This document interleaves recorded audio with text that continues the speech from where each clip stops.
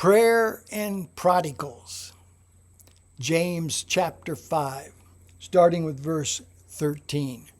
James chapter 5, starting with verse 13. Prayers and prodigals. The letter of James. We'll pick it up there. Are any of you suffering hardships or troubles? You should pray.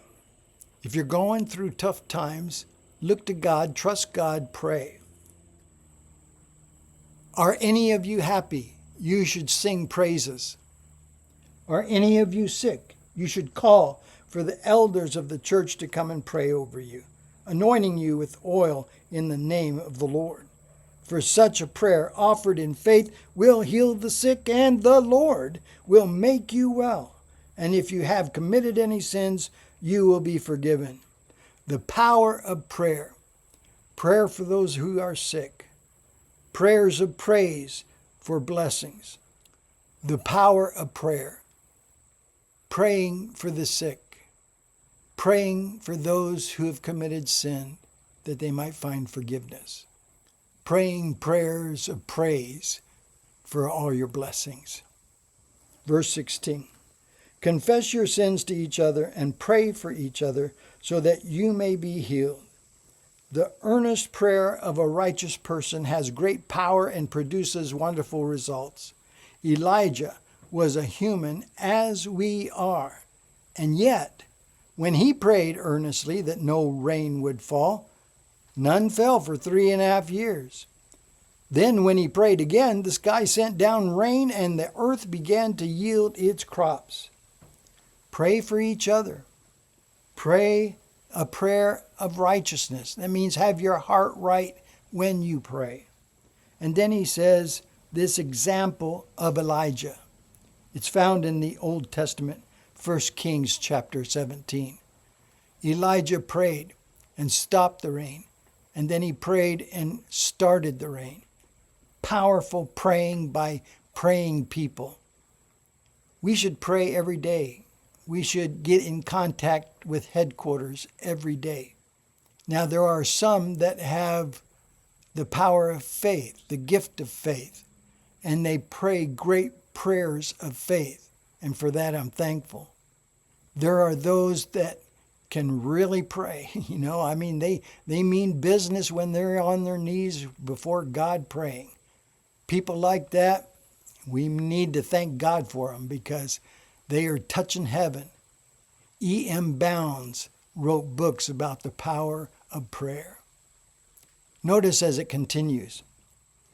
My dear brothers and sisters, if someone among you wanders away from the truth, that is a prodigal, someone who has gotten off track in their spiritual journey, if someone wanders away from the truth and is brought back, you can be sure that whoever brings the sinner back from wandering will save that person from death and bring about the forgiveness of many sins. The Bible says that we can cover a multitude of sins. Our love can cover a multitude of sins. And so when we help a prodigal get back into the fold, when we find a lost sheep and bring it back, we are not only saving it in the present, but we're saving it from many problems in the future. Because you go down the wrong path, and problems will hit you left and right because you're not living a Christian life.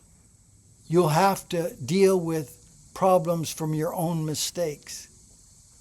And when we return a prodigal, when we bring back a lost sheep, we are saving them from much heartache in the future that they would continue to go down that wrongful path.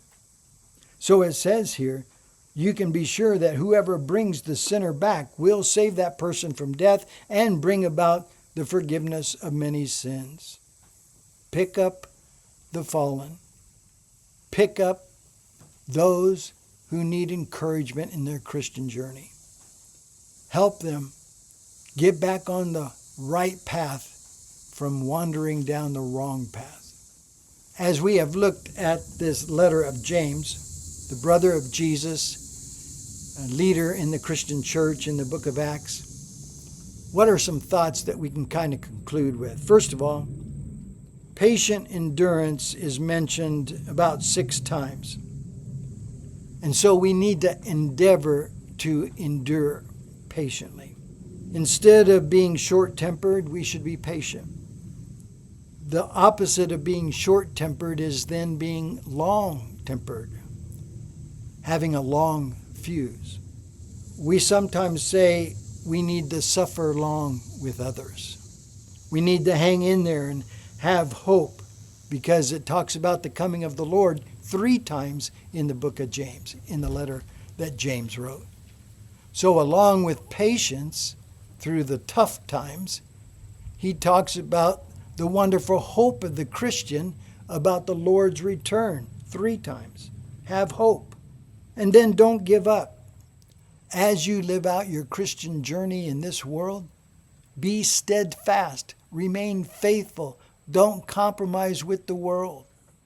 God comes through, but it's in His time. God will answer your prayer, but in His time. We need to have patience in our relationship with others is important as we have looked through this letter of James. To walk in love with saints above, oh, that will be glory. But to walk below with saints we know, well, that's another story. If we suffer for God, we walk in good company, because the prophets suffered, Job suffered, and so we walk in good company when we suffer in this world, but remain faithful. So we ought to be a person of truth, James tells us. You know, sometimes we say, well, I'll swear on a stack of Bibles about that. Swearing on a stack of Bibles doesn't mean much if we are untrustworthy. Let your yes be yes, your no be no. Don't be a waffler. I like waffles as much as the next guy, but don't be a waffler. Don't be a person that doesn't keep their word. Be a person of truth. And then, of course, at the end of James, he talked about prayer, praying during hard times. Be a part of a praying church. And then he talks about praising, about if you're happy, sing praises. Praise during good times. And be a part of a singing church. Pray during sick times. If you're sick, come before the elders of the church and they will pray for you. Pray during sick times. Believe in the healing power that the church preaches. Remember Paul's thorn? He was never healed of it, whatever it may have been. But he didn't let that stop him from serving Christ. I remember a preacher told me personally about some twins he knew. And they had a sickness, both of them, because they were twins, they both had it. And so they came to the altar and prayed for healing. And as they left, one was healed and the other was not.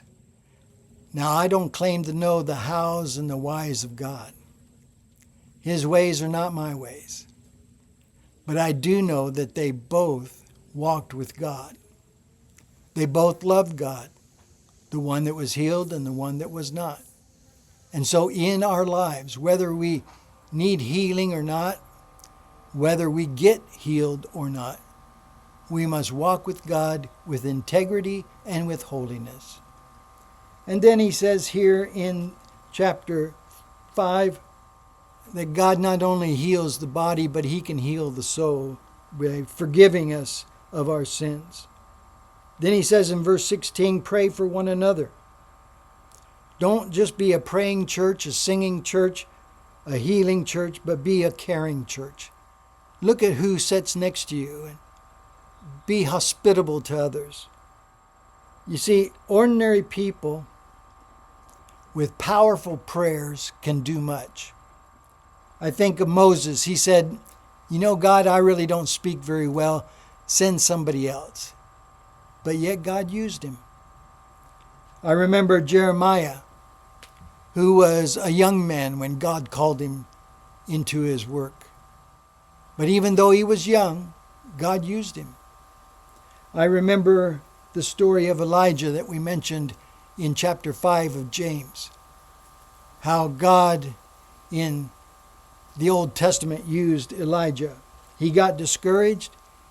Elijah got hungry. Elijah got tired. Elijah got scared. But God used him. God uses ordinary people to do his work. I don't know why, but I'm thankful he does. The main thing about being a person that God uses is availability. Are you available? It's not about your ability. It's about your availability. Can God use you? Do you have the right heart, the right character, the right motives? And then in the final verses we saw there in 19 and 20, praying for prodigals. We must be a part of a restoring church.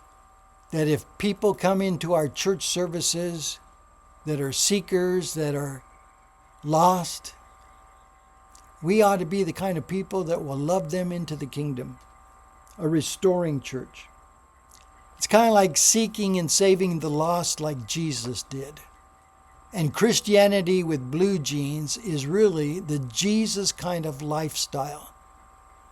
If you want to be a disciple following Jesus, you'll have Christianity in blue jeans. William Booth said, "Go for souls and go for the worst." Like St. Paul, we might say, I am the worst. But thankfully, through God's grace and mercy and forgiveness, he found me. I pray that as we have been going through the letter of James, Christianity in blue jeans, you'll see that Christianity is very practical, especially in our workaday world, that we can live out our Christian faith. And there will be faults, there will be mistakes, there will be issues. But if our heart is right, step by step, we'll follow Jesus. Well, God bless you and God keep you. Thank you for joining us here on Christianity in Blue Jeans, the letter of James.